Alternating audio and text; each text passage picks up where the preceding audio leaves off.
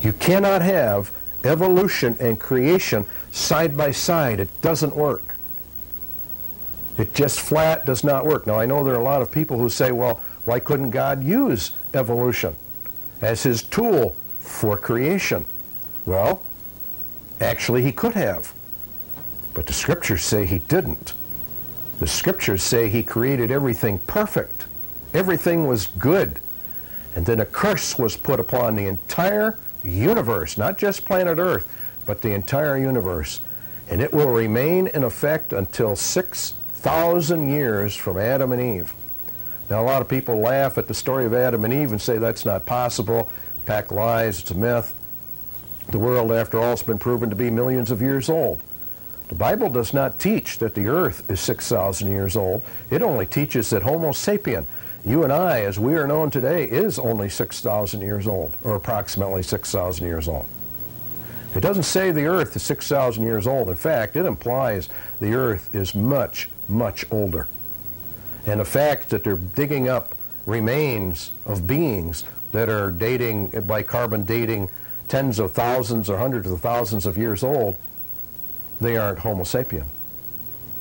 The Bible implies very, very strongly that there was a race of entities back here on earth, not Homo sapien, but similar to us, on the earth long before Adam and Eve.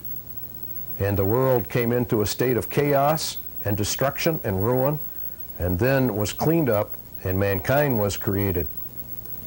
The world that was before was, in fact, a world owned and operated and controlled by none other than Satan himself. Satan originally was not a fallen angel. Satan originally was the most intelligent of all the created beings of God. It wasn't until he decided to challenge God that the fall came into existence. Anyway, getting back to Daniel chapter 2, we come down through history, Rome, we divide the world, we come into a federation which is run by the United Nations of all things, and behind the United Nations stands what the Bible simply refers to as mystery. Mystery is very, very important because mystery is tied directly into the occult, and they have tapped into the powers of Satan. And so you see, you have to be extremely careful in these end times, because Jesus said a great deception was coming, a strong delusion so effective that almost the entire human race is going to fall for it. In other words, this thing is going to manifest itself in time and space as material proofs that are going to fool the world into thinking that the Bible was totally misinterpreted, if true at all, and that Jesus Christ was not who he said he was. Why would God do that? Simply because mankind rejected it over and over and over again. So I'm not preaching at you. I'm not trying to preach at you. It's up to you. Every individual on planet Earth has to make up their own minds whether the Bible is true or false. And the only reason you have to do that is because the Bible says you have to. The Bible itself lays down an exclusive claim like no other religious book in the world. I have studied the world religions at length. I did it actually before I became a Christian because I'm a skeptic. I want proof. And Jesus in the Bible tells you not to accept his word, but challenge his word. That if you would challenge his word and search it out with all of your heart, all of your mind, and all of your soul, you would actually find out that his gospel was of God and of the cosmos, not of planet Earth or of mankind. It's a radical gospel. It's a gospel that's not understood even by the modern church. Bible prophecy says that the modern church of the last days is a deceived, unsaved church. They're not regenerated, they only claim it. The modern church is not the picture of true Christianity. True Christianity has been buried by an organization that is called Christianity. But it's not the real truth. So anyway, the next prophecy we're going to look at is Daniel chapter 7. Daniel chapter 7 is the most interesting prophecy because it talks about the seas of mankind. When Daniel says, I saw these beast powers rise up out of the seas, he's talking about the political seas of mankind. All the political ideas that form on planet Earth, and that eventually certain ones rise up and they become governments, beast powers. And the beasts are nothing more than governments. That's all that Daniel is talking about. He's talking about governments on planet Earth over a period of time.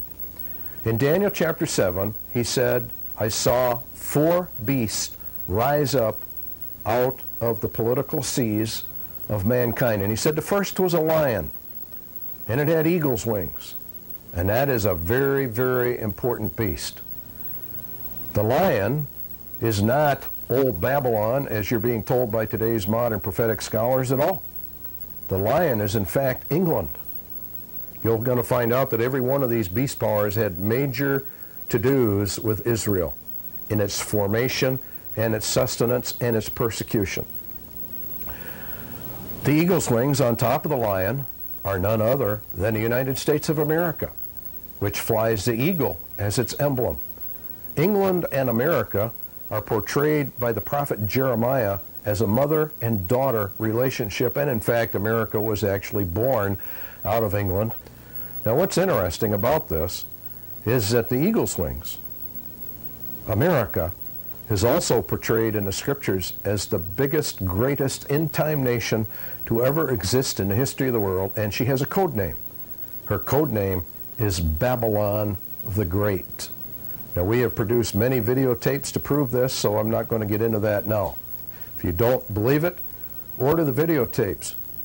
It'll prove it to you that America is Babylon the Great. No question at all about it. It's so obvious and so plain once you see it.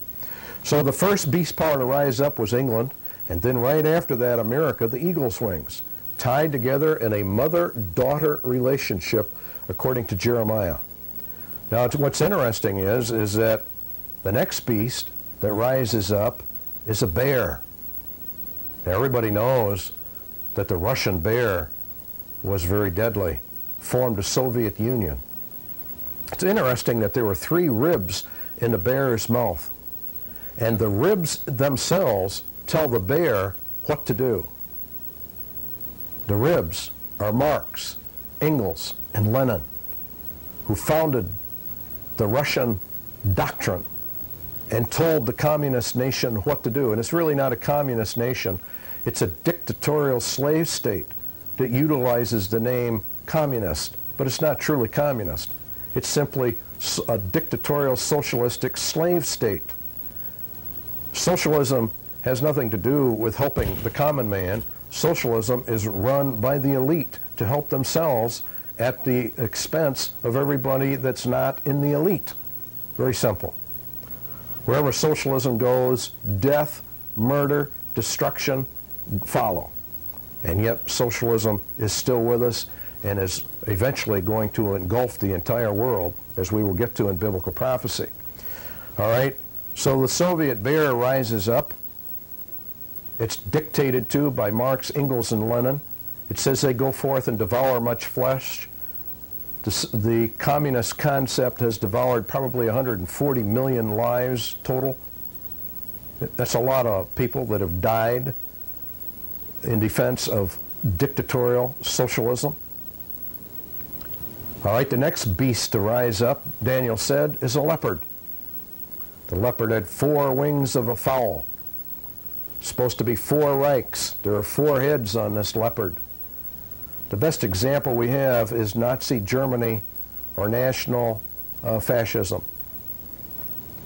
That, according to the Bible, is going to rise up over again and take the world. And we're watching it happen before our very eyes. Very, very important because it plays a major role in UFOs. It was from Nazi Germany that the first anti-gravitic devices from occultic sources arrived in America under Operation Paperclip by executive order under President Truman. We're going to get into that. In fact, that's what Lazar and the rest of these people are saying. All of that was imported from Nazi Germany.